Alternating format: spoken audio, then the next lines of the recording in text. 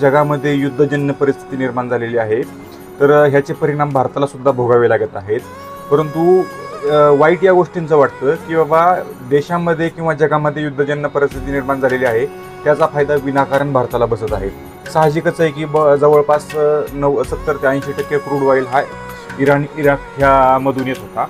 तर ह्याचा फायदा किंवा तोटा भारताला कशा पद्धतीने पडलेला आहे तुम्हाला माहीतच आहे. परंतु लक्षात ठेवा, भाजपचे जे सन्माननीय नगरसेवक आहेत नवनाथ बनसाहेब, त्यांनी आपली अक्कल कशा पद्धतीने पाजळवली आहे हे तुम्हाला दाखवून द्यायचं आहे. की त्यांचं म्हणणं आहे की भारताचं जहाज हे आखाती देशातून सायरन वाजून निघत आहे आणि त्याला आखाती देश डायरेक्ट जायला परमिशन देत आहेत. एवढी भारताची आंतरराष्ट्रीय बाजारामध्ये छबी निर्माण झालेली आहे. पण लक्षात घ्या, इराणच्या परराष्ट्र मंत्र्यांनी सांगितलेलं आहे, इराणच्या परराष्ट्रीय मंत्रालयाने सांगितलं आहे की आम्ही भारतातील लोकांकडे पाहून आम्ही ही पेट्रोलची जहाज जाऊन दिलेले आहे, ना की मोदीकडून पाहून.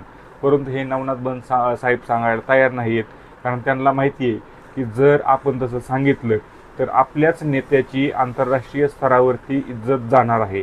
त्यामुळे ते वारंवार खोटं बोलत आहेत. त्यामुळे जनतेला माहिती आहे की बाबा ती जहाज कशा पद्धतीने निघली, कोणी आणली आणि कोणी आणायला मदत केली, आणि ही परिस्थिती सुद्धा कोणामुळं आली भारतावरती हे सुद्धा त्यांना माहिती आहे.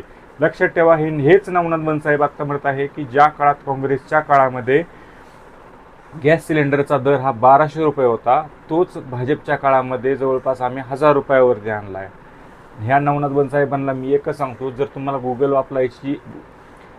गुगल वापरायची अक्कल असेल तर एकदा गुगलला चेक करा की भाजपच्या काळात गॅस सिलेंडरची प्राईस किती आहे आणि काँग्रेसच्या काळात गॅसची किंमत किती होती हे एकदा चेक करा, आणि ते ऑनलाईन चेक करून तुम्ही सोशल मीडियावर टाका. जर एवढी हिंमत असेल तुमच्यामध्ये तर तुम्ही नक्कीच हे करून दाखवा, अशी माझी अपेक्षा असते. बाकी जनतेला कमेंट बॉक्स मोकळाच आहे, तुम्ही तुमची प्रतिक्रिया नक्की नोंदवा.